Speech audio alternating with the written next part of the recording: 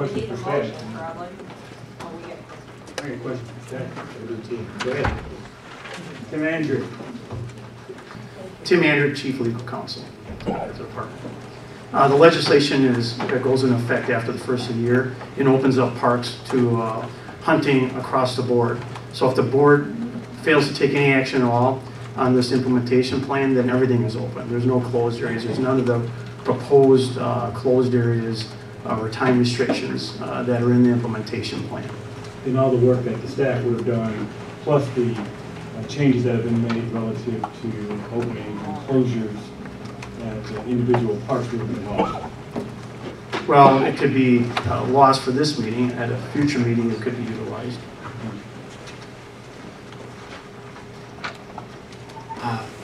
I heard one particular issue about Roche Creek State Park, and I just kind of looked at the map again about a strip of land on the east side of Highway 13.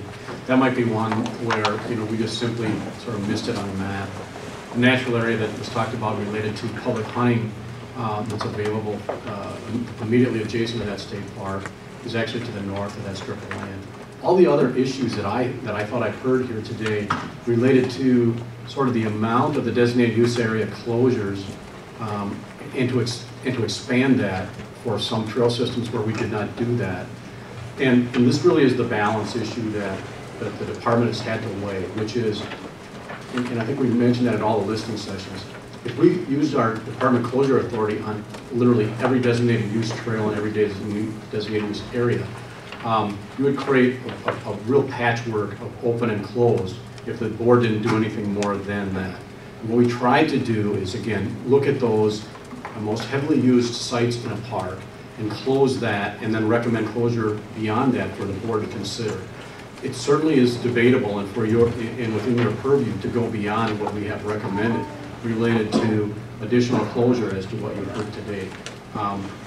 But that was the sort of the premise in which we, as recreation managers, developed our recommendation. We did not close every designated use area, and we tried to find that area of the park that's lesser used that would provide some ample opportunity. And the example at Governor Nelson is if we'd have provided a closure into that very north trail system, yes, it squeezes down the amount of available hunting quite a bit. Probably the hunting that's going to go on there would be waterfowl hunting along the shoreline of the creek. That's probably one of the few opportunities that exist there. Certainly within the purview of the board because that trail is open in our recommendation, is to pursue closure in that area. But that was our premise, was to create some ample opportunity while providing for sort of the more heavily used parts of the park to be closed, either in a recommendation for your consideration or using our department authority for closure. One more question for now. What's your signage plan? Well, we will sign in a variety of ways. We're going to sign the trails. We're going to sign, this information will be available at our offices. We'll put it on our web page. We will create basically maps after your decisions that we will put at trailheads and at our park offices related to those hunting seasons and those areas of the park that would be open. So we have to do a fairly extensive signage program on the property and a fairly extensive sort of update to our web pages and information brochures that we have related to these decisions. We also had some preliminary conversations with the Department of Tourism so that we get the information out about these decisions so that they can answer questions adequately as visitors call them. So when you talk about signing the trails, are you talking about putting signs on the trails, or are you talking about putting signs on the perimeter? We're going to put them at the trailheads, where people enter the trails, basically, where they access the trails. So basically, we're going to let people know that there's hunting going on in here, but there's no marker to tell the hunter where 100 yards is. Unless we have specific complaints about that, we don't see a vast undertaking of creating, every 200 feet, putting another signpost out. But if we have a particular issue at a particular designated use area, we will do that. But this issue exists all over the state, in other laws. The 100-yard prohibition related to discharge of a firearm, near a person's home. The state laws that require being off of a public roadway. Those issues are still there. We don't sign those either on public lands. So the lady that I talked to that lives, borders on Wildcat Mountain State Park, last year during deer season said people lined up right on the park fence, right in her front yard, way less than 100 yards from her house. How did you deal with that? Well, I actually haven't heard of that, Chairman, but if that particular case, that sounds something where a unique case where we probably should sign. We have done a little bit of signage regarding that type of issue at a very, very limited number of sites, and Rib Mountain is one of those, where we did actually sign the park to identify that 100-yard buffer for private residences. We haven't done that, sort of universally, but we have responded to complaints as we became aware of them. I have a couple of questions, Dan. When I was going through this, on your trails, you talked about a lot of easements, and that this doesn't affect the easements. But is hunting allowed, on the outside of those easements currently on most of those trails? Because it's private land, isn't it? That's correct, and we don't have a lot of easement ownership in the system. Where we've acquired easements is basically for the national scenic trails, and almost all of those national scenic trail easements are for hiking trail purposes only. And so the department, in working with that willing landowner to sell some rights for public use, only sold the rights to lay down a hiking trail. So we did not acquire the rights for hunting, public hunting. Right, but I'm looking at it from the other perspective. So currently hunting goes on right now, right up through those trails. It very well could. Okay. It might. Yeah, I don't know. It might. All right. And then I had another question. We kind of got bogged down in some numbers here on how many actual park users there are. And I think the graph that was presented in the green sheet might be a little deceptive because that's actually visits to the park. And can you actually, I did jot some numbers down because I asked you about this, but the number of park stickers that are actually sold? Sure. I thought I might get asked questions about that. In 2012, we sold 230,879 annual admissions, 319,619 daily admissions, 85,208 trail passes, and other admissions, just a variety of sort of catch-all, about 25,000. Our total admissions to parks with all those categories is 660,724 admissions for a total revenue of $8.8 million. How conservation agents licenses? I think that it actually does, because that's the other admissions. So does it, how do you keep track of walk-ins and hike and trail users that don't bypass? You don't. So there could be another 30 or 40 people that are using these trails and walking. That's correct. Oh, Okay. that's it. Case in point on that, Kaz, interestingly, the new path of Rib Mountain is the parking area is an area owned by the town of Rib Mountain. And so that's where all the cars park. So, But the graph we were looking at shows visits. It's not really a body count because the same body could have been in and out a dozen times. And so I wanted to kind of put that into perspective based on the traffic that's the park usage during that proposed hunting plan. But that's a standard park measurement across the country. Right. yes, Right. but that's a car park measurement. And you have to count the walkers who come in that are not counted by a car. One car, for instance, one car may in fact have 4 people, so you obviously have to count the walkers as well. And we have no way of doing that. We put in plenty of these maps, there are parking lots that are not, people are parking their cars to do whatever they want to do, but they aren't going up to the PBS station and saying, I'm here counting.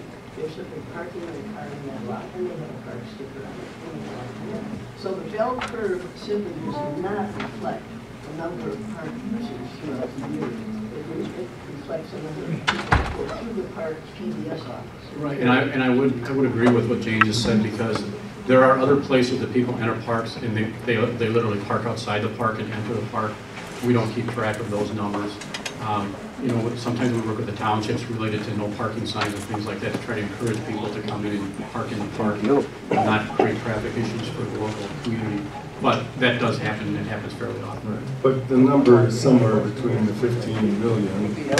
15 million is based on actual car traffic counter, and then we use basically a multiplier formula for people in the car based on, it's usually like 2.8. But these are visits through the parks, so sometimes a car can come multiple times in for like camping a number of days, those kinds of things. So that's why we do not call it people, we call it visits. So we're kind of dancing around here. Is there a motion of some kind? You're right, Mr. Chairman, we are dancing. And it seems as though that's the appropriate thing to do at this time. But let me just start out by saying, I really think that our state parks are well managed and well run. However, I also think that the Sporting Heritage Bill Act, the spirit of it is absolutely tremendous. It kind of defines who we are as a state. We have a rich hunting heritage, but there is going to be a challenge to marry additional hunting and trapping opportunities to our existing state parks, given the wide diversity of use that we have there. My motion is that we leave the hunting opportunities and trapping opportunities the way they currently are, and that we, the DNR board, take Act 168 as a strong mandate to improve and expand hunting opportunities on our hundreds of thousands of acres that we already own and we need to improve. So, Second that. Tim Andrew. As is, we want to leave it as is. As it currently is. So you don't want to take action on the department's implementation plan? You know what, I feel bad because the department has worked their tail off to come up with a compromise statement. If we leave it as it is, doesn't that, and I'm not in favor of further impacting our park users here. But if we leave it as it is, we don't have the ability to close, like if something, if the park on Castle Rock, Buckhorn, if that's open for archery now, if we leave it as it is, given the Act 168, as of the first of the year, that will automatically be open for everything. That is correct. Well, that wasn't the intent of the motion. The motion was intended to leave the park management in terms of how it's currently managing hunting and trapping, the way it is, and that we incorporate an aggressive agenda to improve hunting and trapping opportunities on our considerable other acreage. Well, my interpretation of what he just said, unless I'm wrong, is we're not taking action. The action we are taking is to leave hunting open in the parks where it is currently open and leave it closed where it is currently closed. Okay. But we can't, if we do that, and I don't think that's a bad idea, if we do that, we don't have the ability to regulate what species are being hunted or anything else. If we have parks that are currently open for archery, As it is right now. as it is, but the law doesn't, 168 does not give us that flexibility. We're not sure of that. Right, on January, can I clarify? On January 1st, what we had this year is gone. Parks are completely open to hunting trapping. And then the board has authority to close areas to protect, if they determine it's necessary to protect public safety or to protect a unique plant or animal community. Those are the two things the board can do. The department has some authority to close by designated use areas, within 100 yards of a designated use area. And the implementation plan, the department has included closure within 100 yards of designated use areas, what those designated use areas are, and closures necessary to protect public safety that they're asking the board to approve. If the board doesn't approve those, then it's wide open. Yeah. Obviously, there's a lot of misunderstanding as to what our responsibilities and alternatives are. So, you just explained to us that if we do nothing, then 168 is impacted throughout the state, throughout all the parks, period. If we do what staff is presenting to us, recommending, we would be adopting the maps, the closure of certain areas, the designation of certain parks where archery only, etc. What are our other options? What are all our options that the board can do right now? To follow up on that, as long as we're looking at this, if we adopt the department's recommendation, let's say the season is going to run from November 15th to December 15th in the month of April. Does that meet the requirements of the law? If you feel it's necessary to protect public safety, it would. If you make that finding, if the board makes that finding by Can't we majority make of the vote. finding on Bill's recommendation that we're doing it to protect public safety? That we have already looked at all these parks through the years and decided what is and isn't safe, and that we like what we've done in the past. I agree with Christine, and it's not a safety issue. I'm convinced that hunters and trappers in the midst of the quiet sports is way safer than walking the streets of most of our major cities. But it's the perception of safety that we have to embrace. And I really feel that the people have spoken, and so, the legislature has given us a task to do, and I think we have to do it. Bill, I'm still waiting for Tim. Okay, the options for the board. according to Tim. Well, yeah, according to For legal advice. yes. You have in the agenda this implementation notice. That's what was posted for you to act on. So you cannot approve it. You can approve it as is. You can approve it with changes. And my recommendation is the changes have to be within the scope of what was noticed on the agenda. And when you approve it with changes, if you're going to add restrictions, again, you have to do that on the basis that it's necessary to protect public safety. And in terms of what the department brought before you, that's what the department staff felt is necessary to protect public safety. To go beyond that, there's got to be something that you can use, some other information. And I don't know what that is. So, do you have a definition of public safety? It's to protect the safety of the members of the public. Does the law do what the representative spoke to at the outset? That the way things are now is from a premise that all state parks are closed unless we open them up. Does the law, the way it's written is 168, spin that around and says, you know what? Everything is open unless we make Unless close it. we change that. Unless we change That it. is correct. Okay. But the premise, again, is the reason we would change is for public safety. Yeah. So if the law spins it around, then we could adopt Bill's motion, which is, I keep it That's the way I the see it. We don't have to adopt the plan that you put forward. We could adopt something that already exists as an alternative. So what Bill's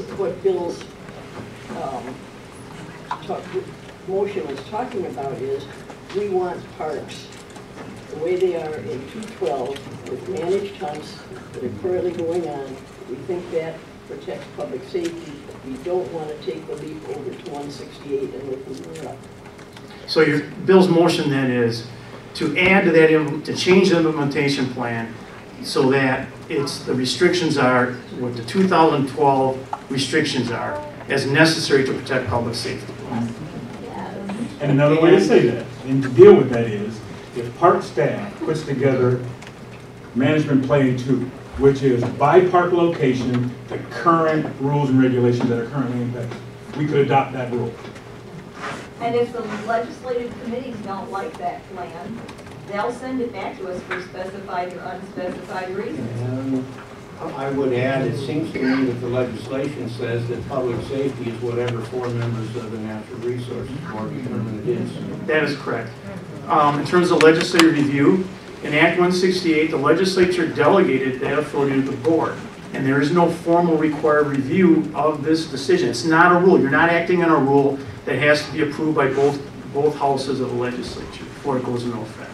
Now, the legislature can interject themselves in any part of the process that they wish. But right now, there is no formal review of this decision. They've delegated it to you to make in Act 168. Okay, I like Bill's motion. Let's call the question. Well, does he have a second, or did you withdraw your I'm going to second? withdraw my second on that one. Okay. Because the whole spirit of the law was to add more opportunity to our state parks. And we're not adding any opportunity by doing it. Yeah, I think Well, You are technically correct, but the spirit of the law is to expand hunting and trapping opportunities. And we're not doing it if we go back to what we had. haven't done it yet. And I'm saying that to narrowly focus on just the state parkland is really not, it is not in the spirit of Act 168. We need to expand. But the law is 168 state plan. Yeah. State park. 68. And I think we have a hard time making a case that even just expanding bow hunting goes against the public safety. That's a pretty hard case to make. In a short period of time, can staff tell us what parks currently are open for any hunting and trapping? We can't do that in an appropriate time. We're going to. Or what percentage of our parks?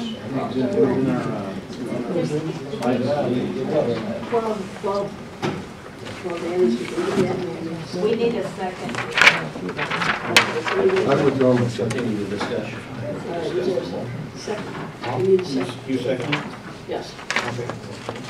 Mary. Here's what my question is, which the statement would be is, which I think addresses some of Kaz's concerns and maybe Armstrong and people in the legislature that were the fire bearers of this. And that is, if we would move forward on this with a friendly amendment, if there was ever a motion, that would instruct staff to look at all the parks and make a recommendation to us of, for example, the 9-day gun season as being appropriate in other parks that currently aren't. So to look at these things that would expand those opportunities, yet address all the concerns that have been expressed here. Some of which unfortunately were directed at staff and at the board that we had nothing to do with any of this stuff.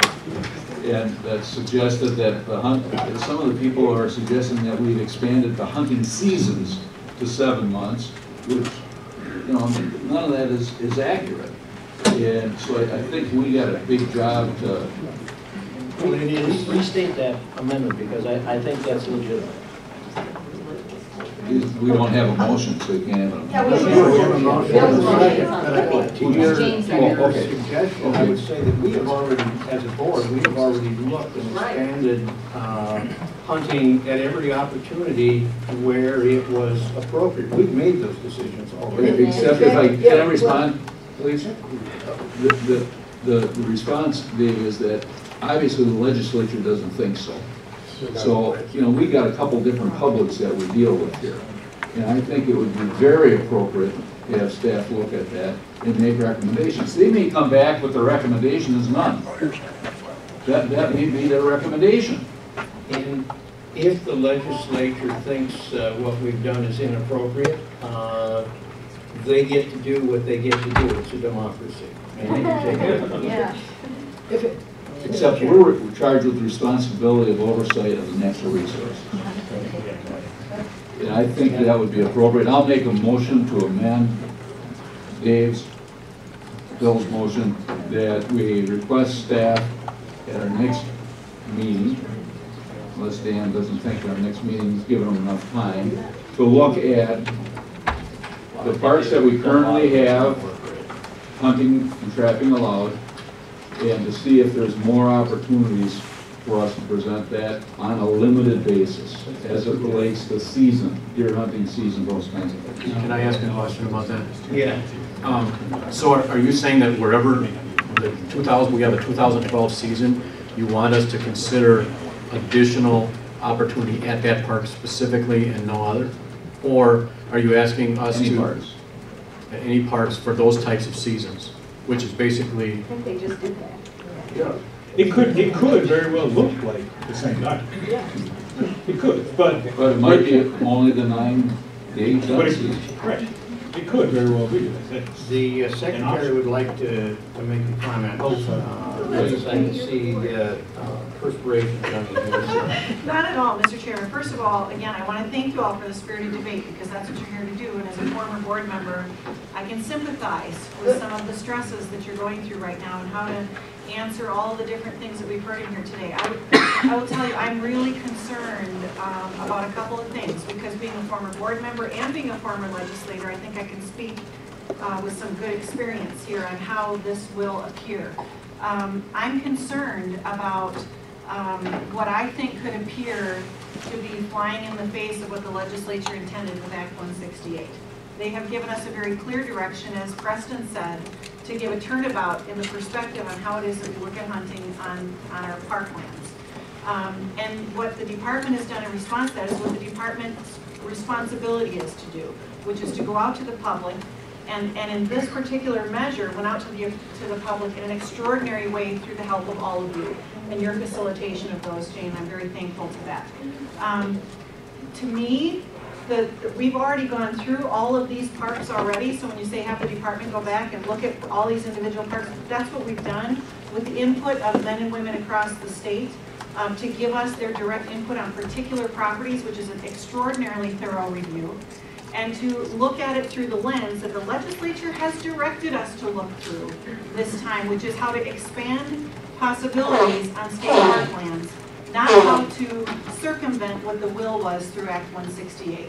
And I'm concerned as the secretary of the department, when we're charged to carry out what the will is of the legislature and the governor and the people of the state, that going, kind of doing a turnabout and looking at it through the old lens will not bode well for us at the department. And I'm just laying that out there. Ultimately, you are the decision makers, and I put that back in your hands, but I'll tell you, you couldn't have had a more thorough review on each individual park than what our folks did and what the people out here have contributed to in that process, and the hundreds of people across the state who also did too. So I'm hopeful that you will put your trust back in our parks folks and all the reviews and the hundreds of hours that they spent to review those property by property by property to carry out the will of the elected officials of the state of Wisconsin.